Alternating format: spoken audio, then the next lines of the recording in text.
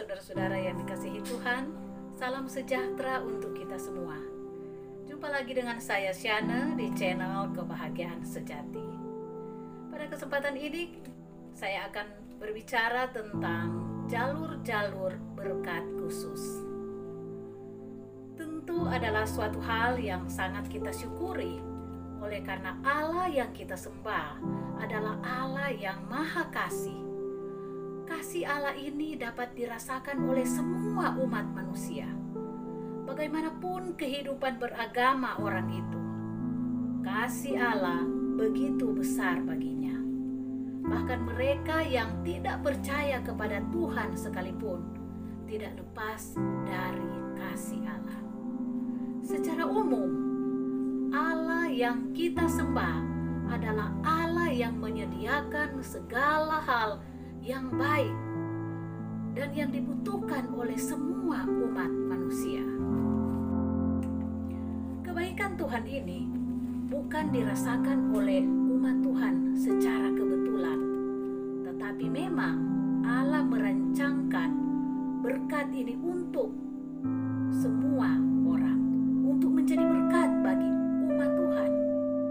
Sebagaimana yang dituliskan di dalam Alkitab, terdapat di dalam Yeremia pasal 29 ayat 11. Di sana dituliskan seperti ini.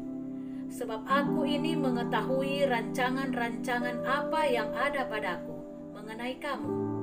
Demikianlah firman Tuhan, yaitu rancangan damai sejahtera dan bukan rancangan kecelakaan, untuk memberikan kepadamu hari depan yang penuh harapan.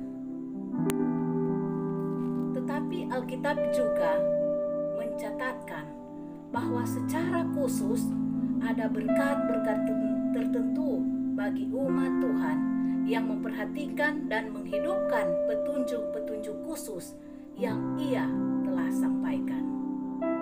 Beberapa hal yang Allah telah sampaikan untuk diperhatikan dan dihidupkan oleh umat Tuhan adalah merupakan saluran-saluran berkat khusus bagi umat Tuhan.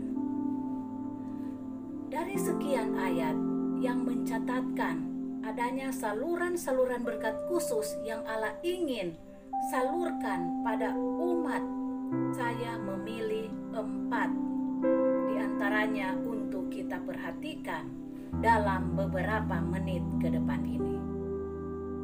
Ayat yang pertama yaitu terdapat di dalam Mazmur pasal 133 ayat 3 bagian B.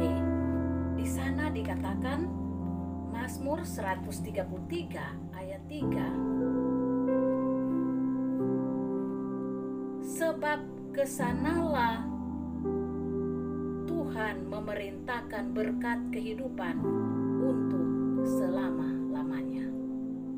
Kemana berkat itu diperintahkan, saudara-saudara? Mari kita lihat pada ayat sebelumnya, yaitu Mazmur pasal 133 ayat 1, 2 dan ayat 3 bagian A. Di sana dituliskan seperti ini. Nyanyian Siara Daud. Sungguh alangkah baiknya dan indahnya apabila saudara-saudara diam bersama dengan rukun. Sebab seperti minyak yang baik di atas kepala meleleh ke janggut, yang meleleh ke janggut Harun dan ke leher jubahnya. Seperti embun gunung Hermon yang turun ke atas gunung-gunung Sion.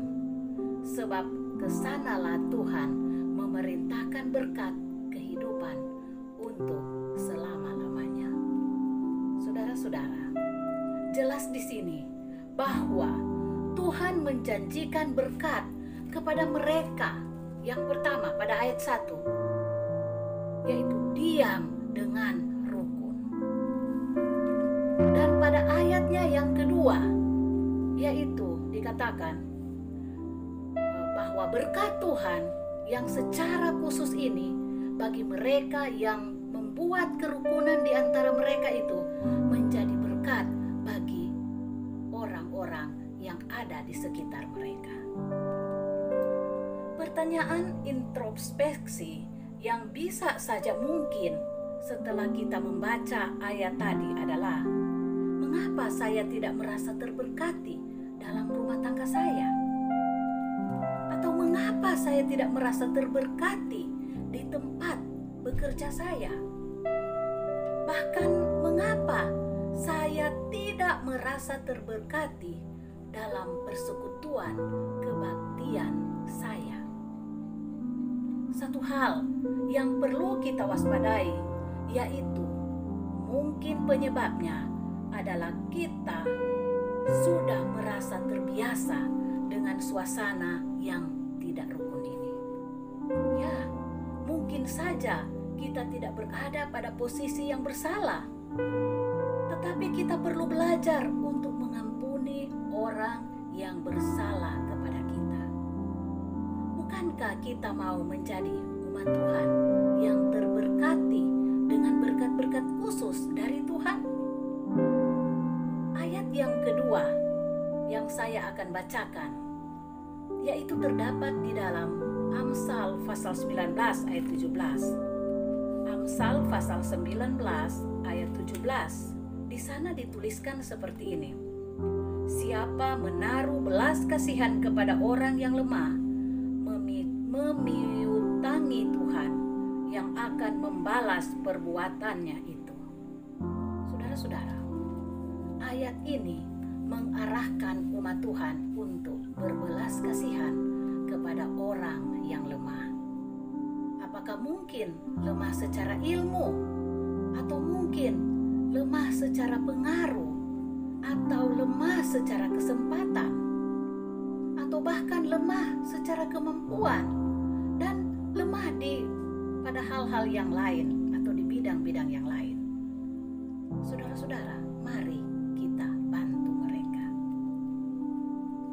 Dan istimewanya adalah ayat ini memberikan jaminan bahwa Allah yang bertanggung jawab untuk membalasnya kepada kita.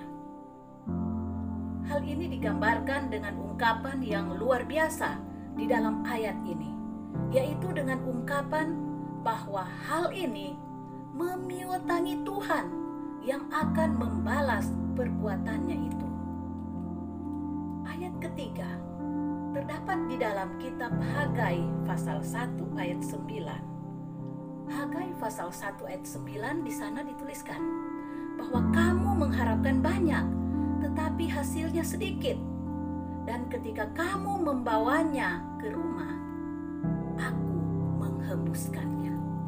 Saudara-saudara, mungkin kita pernah merasakan kondisi seperti ini di dalam rumah tangga kita. Mengapa hal ini bisa terjadi? Mari kita lanjutkan ayat tadi.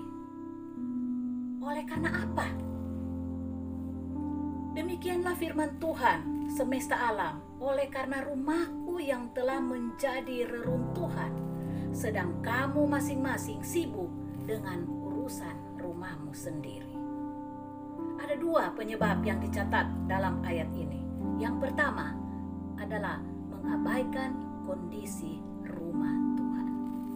Dan yang kedua yaitu sibuk dengan urusan sendiri atau mengabaikan urusan Tuhan. Jika kita rindu untuk berbakti secara khusus sebagai umat Tuhan, perhatikanlah dirimu sendiri yang disebut sebagai rumah Tuhan. Beri makanan rohani bagi dirimu sendiri yang disebut sebagai rumah Tuhan.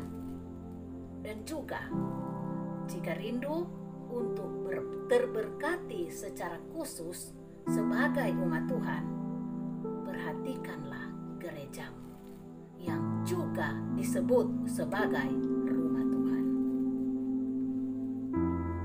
Kemudian di dalam ayat yang keempat terdapat di dalam buku Yehezkiel pasal 44 ayat 30. Yehezkiel pasal 44 ayat 30. Di sana dituliskan seperti ini. Dan yang terbaik dari buah sulung apapun dan segala persembahan khusus dari apapun dari segala persembahan khususmu adalah bagian imam-imam. Juga juga yang terbaik dari tepung jelaimu harus kamu berikan kepada imam, supaya rumah-rumahmu mendapat berkat. Ini adalah satu ayat yang oleh beberapa hamba Tuhan merasa tidak enak untuk dibicarakan. Ya, karena beberapa hamba Tuhan merasa tidak begitu cocok atau tidak mengenakan untuk menyampaikan hal ini. Karena ayat ini mengarahkan umat Tuhan untuk menopang mereka yang adalah hamba-hamba Allah. Kita tahu saudara-saudara, mengembalikan perpuluhan yang adalah milik Allah itu adalah merupakan kewajiban yang mendatangkan berkat. Kita juga tahu memberikan persembahan yang adalah ungkapan syukur kita kepada Allah adalah suatu yang juga mendatangkan berkat dari Tuhan. Dan saudara-saudara, kita juga perlu mengingat bahwa menyokong para imam dengan hulu hasil adalah supaya rumah-rumahmu mendapat berkat. Bahkan ayat ini juga menjelaskan bahwa dalam memberikan hulu hasil bukan persoalan sedikit atau banyak, tetapi dengan jelas ayat ini katakan berikan yang terbaik. Saya memilih untuk menyampaikan petunjuk Tuhan ini secara gamblang karena saya percaya bahwa memperhatikan buah sulung yang disebutkan dalam ayat tadi akan menjadi saluran berkat bagi umat Tuhan. Saya memilih untuk menyampaikan petunjuk Tuhan ini bukan karena ingin menghitung hulu hasil yang terkumpul, tetapi karena kerinduan melihat umat-umat Tuhan menghitung berkat-berkat Tuhan di atas rumah tangga mereka masing-masing. Bapak, Ibu, Saudara sekalian, 3 ayat yang mencatatkan adanya saluran-saluran berkat khusus bagi umat-umat Tuhan ini tercantum di dalam Alkitab. Dan pilihan kitalah yang menentukan apakah kita akan membukakan saluran-saluran berkat Tuhan ini, tetapi Allah sementara menunggu untuk memberkati umat-umatnya. Tuhan memberkati saudara-saudara